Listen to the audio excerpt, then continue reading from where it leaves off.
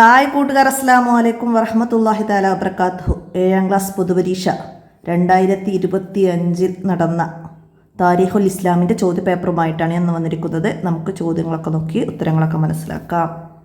വീഡിയോയിലേക്ക് കടക്കാം. ബിസ്മില്ലാഹിർ റഹ്മാനിർ റഹീം. കോളത്തിൽ ശരിയടയാളപ്പെടുത്താനാണ് നമുക്ക് ആദ്യത്തെ ചോദ്യങ്ങൾ വന്നത്. അപ്പം നമ്മളിവിടെ ചോദ്യങ്ങൾ വായിച്ച് ഉത്തരങ്ങൾ ശരിയടയാളപ്പെടുത്തുകയാണ്. കൂടുതലായിട്ട് റിവിഷനൊന്നും പറയുന്നില്ല. നമ്മൾ മുമ്പ് ചെയ്ത വീഡിയോസ് പാഠഭാഗത്തിൻ്റെ റിവിഷനും പറയുന്നുണ്ട്. മറ്റു ചോദ്യപേപ്പറൊക്കെ വിശദീകരിച്ച് പറയുന്ന വീഡിയോസൊക്കെ ഉണ്ട്. അത് ഡിസ്ക്രിപ്ഷനിൽ തൊട്ട് താഴെ ആഡ് ചെയ്യാം. അതൊക്കെ നിങ്ങൾക്ക് ഉപകാരപ്പെടുത്താവുന്നതാണ്. അപ്പോൾ നമുക്ക് ചോദ്യത്തിലേക്ക് കടക്കാം. ഒന്നാമത്തെ ചോദ്യം, 5ാം ഖലീഫ എന്ന പേരിൽ അറിയപ്പെട്ടു. ആരാണ് 5ാം ഖലീഫ എന്ന പേരിൽ അറിയപ്പെട്ടത്? ഉമർ ബിൻ അബ്ദുൽ അസീസ് റളിയല്ലാഹു അൻഹു ആണ്. നമുക്ക് ടിക്ക് ചെയ്യാം. അടുത്തതാ, അബ്ബാസി ഖിലാഫത്തിൻ്റെ തലസ്ഥാനം ബഗ്ദാദാണ്. ബഗ്ദാദ്. മൂന്നാമത്തത്, അൽ ഖാനൂനു ഫിത്തിബി എന്ന ഗ്രന്ഥത്തിൻ്റെ രചയിതാവ് ഇബ്നു സീന. പ്രാകൃതരും രക്തദാഹികളുമായിരുന്നു ആര്? മംഗോളിയർ. ടിക്കയ്യാം. അടുത്ത്, ഇന്ത്യയിൽ മുസ്ലിം ഭരണം നീണ്ടുനിന്നു 856 വർഷം. 856 വർഷമാണ് ഇന്ത്യയിൽ മുസ്ലിം ഭരണം നീണ്ടുനിന്നത്. അടുത്തത്, മുസ്ലിങ്ങൾ വലിയ പീഡനം സഹിക്കുന്ന ഒരു രാജ്യമാണ് ഫലസ്തീന്. അടുത്തത് ഹ ചെയ്യാനാണ്. കെമിസ്ട്രിയിൽ ഗ്രന്ഥം രചിച്ചു. ആരാണ് കെമിസ്ട്രിയിൽ ഗ്രന്ഥം രചിച്ചത്? ജാബിർ ഇബ്നു ഹയ്യാൻ. അപ്പം അതിൻ്റെ ബി എഴുതാം. ഗണിതശാസ്ത്രത്തിൽ ഗ്രന്ഥം രചിച്ചു അൽ ഖുവാറസ്മി. അതിൻ്റെ ഈ നമുക്കവിടെ എഴുതി കൊടുക്കാം. അടുത്തതാ, മംഗോളിയൻ ഭരണാധികാരി ആരാണ്? ജംഗിസ് ജാൻ. അപ്പം അതിൻ്റെ എഴുതാം. ജൗഹറത്ത് തൗഹീദ് ഇബ്രാഹിമുല്ലക്കാനിയാണ് ജൗഹറത്ത് തൗഹീദ് എഴുതിയത്. ഇന്ത്യ ഭരിച്ച മുസ്ലിം ഭരണാധികാരിയാണ് ഔറംഗസീബ്. അപ്പം അതിൻ്റെ ഡി എഴുതി കൊടുക്കാം. ഇതുപോലെ വിഷയങ്ങളും അവരുടെ ഗ്രന്ഥങ്ങളൊക്കെ നമ്മൾ വേറെയും പഠിച്ചിട്ടുണ്ട്. അതൊക്കെ മാറി വരാം. അതൊക്കെ മനസ്സിലാക്കുക. അടുത്തത്, വിട്ട ഭാഗം പൂരിപ്പിക്കാൻ.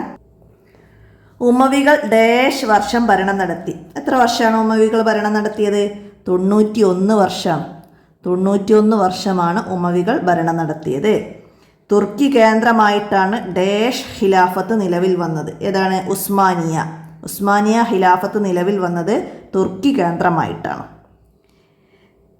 ചൈനയിൽ ഇപ്പോൾ ഡാഷ് മുസ്ലിങ്ങളുണ്ട്. എത്രയാണ്? 30 മില്യൺ മുസ്ലിങ്ങൾ. എവിടെയാണ്? ചൈനയിൽ ഇപ്പോൾ 30 മില്യൺ മുസ്ലിങ്ങളുണ്ട്. ഉമവി കാലത്ത് ഡാഷ് ഖലീഫമാർ ഭരണം നടത്തി. എത്രയായിരുന്നു? 14 ഖലീഫമാരാണ്. ഉമവി കാലത്ത് 14 ഖലീഫമാർ ഭരണം നടത്തിയിട്ടുണ്ട്. കിതാബുൽ രചിച്ചത് ആരാണ്? ഇമാം ഷാഫി റളിയല്ലാഹു അൻഹു ആണ് കിതാബുൽ രചിച്ചത്. ടിപ്പു സുൽത്താൻ്റെ പിതാവ് ഹൈദർ അലി ആയിരുന്നു. ഇനി ഒറ്റവാക്കിൽ ഉത്തരം എഴുതാനാണ്. അറക്കൽ രാജകുടുംബം എവിടെ? അറക്കൽ രാജകുടുംബം കണ്ണൂരിലാണ്. ഖൈറുവാൻ നഗരം സ്ഥാപിച്ചത് ഏത് ഭരണകൂടം? ഖൈറുവാൻ ഭരണകൂടം സ്ഥാപിച്ചത് ഉമവിയ്യ.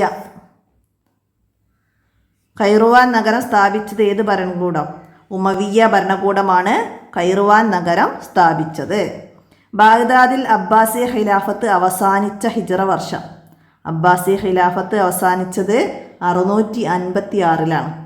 656-ലാണ് ബാഗ്ദാദിൽ അബ്ബാസി ഖിലാഫത്ത് അവസാനിച്ചത്. ഹിജ്റ 656. ഖിലാഫ എന്ന പൊതു നേതൃത്വം അവസാനിച്ച വർഷം. ഖിലാഫ എന്ന പൊതു നേതൃത്വം അവസാനിച്ചത് 1924-ലാണ്. 1924. ഇഞ്ചി എന്ന വാക്കിൻ്റെ അറബി സഞ്ചബീൽ എന്നാണ്. സഞ്ചബീൽ. AD 1001 ഇന്ത്യയിൽ മുസ്ലിം ഭരണം സ്ഥാപിച്ചത് ആര്? ആരായിരുന്നു? മുഹമ്മദ് ഗസ്നവി. മുഹമ്മദ് ഗസ്നവിയാണ് AD 1001 ഇന്ത്യയിൽ മുസ്ലിം ഭരണം സ്ഥാപിച്ചത്. അടുത്തത് ഇനി ഒറ്റവാചകത്തിൽ ഉത്തരം എഴുതാനാണ്. മലബാർ സമരത്തിന് നേതൃത്വം നൽകിയ 4 ആളുടെ പേര് ആരൊക്കെയാണ്? ആലി മുസ്ലിയാർ, കട്ടിലശ്ശേരി മുഹമ്മദ് മുസ്ലിയാർ, ചെമ്പ്രശ്ശേരി തങ്ങൾ, പാണക്കാട് ഹുസൈൻ തങ്ങൾ, വാരിയംകുന്നത്ത്. അപ്പോൾ അതൊക്കെ നമുക്കിവിടെ എഴുതി കൊടുക്കാം. അടുത്തതാ, മുസ്ലിങ്ങൾ ഇന്ന് നേരിടുന്ന പ്രശ്നങ്ങൾ മറികടക്കാനുള്ള മാർഗങ്ങൾ എന്തൊക്കെയാണ്?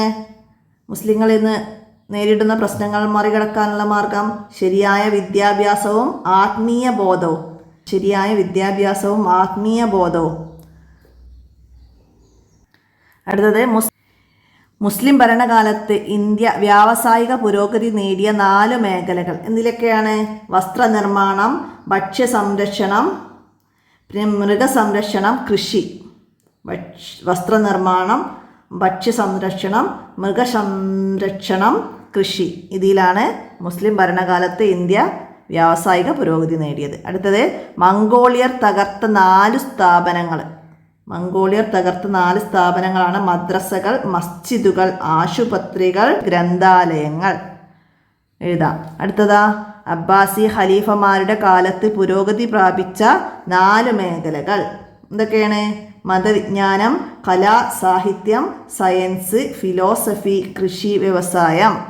അബ്ബാസി ഖലീഫമാരുടെ കാലത്ത് പുരോഗതി പ്രാപിച്ചത് മതവിജ്ഞാനം, കലാ, സാഹിത്യം, സയൻസ്, ഫിലോസഫി, കൃഷി, വ്യവസായം. അടുത്തത്, ഇന്ത്യയിൽ വൈജ്ഞാനിക നവോത്ഥാനത്തിന് നേതൃത്വം നൽകിയ 4 പണ്ഡിത പ്രമുഖർ ആരൊക്കെയായിരുന്നു? അഷെയ്ഖ് മഖ്ദൂം സാനി, അസൈഹു മഖ്ദൂമുൽ അവ്വലി, അൽ ഷെയ്ഖു റമളാനു ശാരിയാത്തി റഹിമഹുല്ലാഹി, ഖാലി മുഹമ്മദ് റഹിമഹുല്ലാഹു. ഷെയ്ഖ് മഖ്ദൂമു സാനി, അഷെയ്ഖു മഖ്ദൂമുൽ അവ്വൽ, അഷെയ്ഖു റമളാനു ശാരിയാത്തി റഹിമഹുല്ലാഹു, ഖാലി മുഹമ്മദ് റഹിമഹുല്ലാഹു. അടുത്തത്, 4 ആഫ്രിക്കൻ മുസ്ലിം രാജ്യങ്ങളുടെ പേരെഴുതുക. ഏതൊക്കെയാണ്? Egypt, Libya, Comoros, Algeria, Djibouti, Morocco, Somalia, Sudan. ഇതൊക്കെ നമ്മൾ പഠിച്ചിട്ടുണ്ട്. അപ്പോൾ അതിന് 4 എഴുതുക. പിന്നെ കുറിപ്പ് എഴുതാൻ 5 വരി കുറയാതെ വിശദീകരിക്കണം. എന്താണ് ഇവിടെ വന്നത്? അറബി മലയാള ലിപിയെക്കുറിച്ചിട്ടാണ്. അറബി മലയാള ലിപിയെക്കുറിച്ചിട്ടാണ്.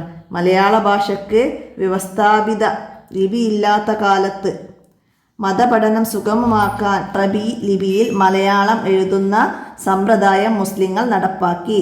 മതഗ്രന്ഥങ്ങൾക്ക് പുറമെ കവിത, കഥ, നോവൽ, ചരിത്രം തുടങ്ങിയ എല്ലാ മേഖലകളിലും അറബി മലയാളത്തിൽ കൃതികൾ ഉണ്ടായി. പത്രമാസികകൾ പ്രസിദ്ധീകരിക്കപ്പെട്ടു. സ്ത്രീകളും പുരുഷന്മാരും രചനകൾ നടത്തി. മുഹീദ്ദീ മാലയാണ് ലഭ്യമായ ഏറ്റവും പഴയ അറബി മലയാള കൃതി. അറബി തമിഴ്, അറബി കന്നഡ, അറബി പഞ്ചാബി മുതലായവയും അറബി മലയാളം പോലെ പ്രചാരം നേടിയ ലിപികളാണ്. അപ്പോൾ അത്രയൊക്കെ നമുക്ക് അറബി മലയാളത്തെക്കുറിച്ച് എഴുതാം. പിന്നെ നമുക്ക് വരുന്നത് ഉമവിയ ഖിലാഫത്തിനെ കുറിച്ചിട്ട് എഴുതാനാണ്. മുആവിയ റളിയല്ലാഹു അൻഹുവിൻ്റെ സ്ഥാനാരോഹണത്തിലൂടെ ഖിലാഫത്ത് ബനു ഉമയ്യ കുടുംബത്തിലായി തീർന്നു. അതിനാൽ ഈ ഭരണകൂടം അൽ ഖിലാഫത്തുൽ ഉമവിയ എന്ന പേരിൽ അറിയപ്പെടുന്നു. ഹിജ്റ 41 മുതൽ 132 വരെ നീണ്ടുനിന്ന ഉമവി കാലത്ത് 14 പേർ ഭരണം നടത്തി. ഉമവി ഖിലാഫത്തിൽ ഏറ്റവും ശക്തനായ ഭരണാധികാരി അബ്ദുൽ മാലിക് ബിൻ മർവാനും ഏറ്റവും പ്രസിദ്ധനും സജ്ജരിതനുമായ ഭരണാധികാരി ഉമർ ബിൻ അബ്ദുൽ അസീസ് റളിയല്ലാഹു അൻഹുവുമാണ്. അദ്ദേഹം 5ാം ഖലീഫ എന്ന പേരിൽ അറിയപ്പെട്ടു. അപ്പോൾ ഇതുപോലെ ഓരോ പാഠത്തെ ആസ്പദമാക്കിയിട്ട് നമുക്ക് 5 വരി കുറയാതെ എഴുതാൻ കഴിയുന്ന രീതിയിൽ ഓരോ പാഠത്തെയും കുറിച്ച് നമ്മൾ മനസ്സിലാക്കണം. മുമ്പ് വന്ന ക്വസ്റ്റ്യൻ പേപ്പറൊക്കെ മനസ്സിലാക്കി പഠിക്കുക. നമ്മൾ പാഠഭാഗത്തിൻ്റെ റിവിഷൻ ചെയ്തിട്ടുണ്ട്. ഷോർട്ട് നോട്ട്, പ്രിൻ്റ് ഒക്കെ നമ്മൾ മദ്രസ പാഠപുസ്തകത്തെ ആസ്പദമാക്കിയിട്ട് ചെയ്തിട്ടുണ്ട്. അപ്പോൾ അതൊക്കെ എല്ലാവരും ഉപകാരപ്പെടുത്തുക. നമുക്ക് ഇത്രയാണ് ഈ ചോദ്യപേപ്പറിൽ വന്നത്. അടുത്ത ചോദ്യപേപ്പറുമായി അടുത്ത വീഡിയോയിൽ കാണാം. എന്തെങ്കിലും തെറ്റുകളൊക്കെ വന്ന് പെട്ടേക്കാം. എന്തെങ്കിലും കാണുകയാണെങ്കിൽ കമൻ്റായിട്ട് അറിയിക്കുക. മറ്റു വീഡിയോസൊക്കെ ലഭിക്കണമെങ്കിൽ ഒന്ന് മെസ്സേജ് ചെയ്താൽ മതി. എൻ്റെ മൊബൈൽ നമ്പർ 82 89 89 29 85. ഇന്നത്തെ വീഡിയോ അവസാനിപ്പിക്കുകയാണ്. അസ്സലാമു അലൈക്കും വറഹ്മത്തുള്ളാഹി.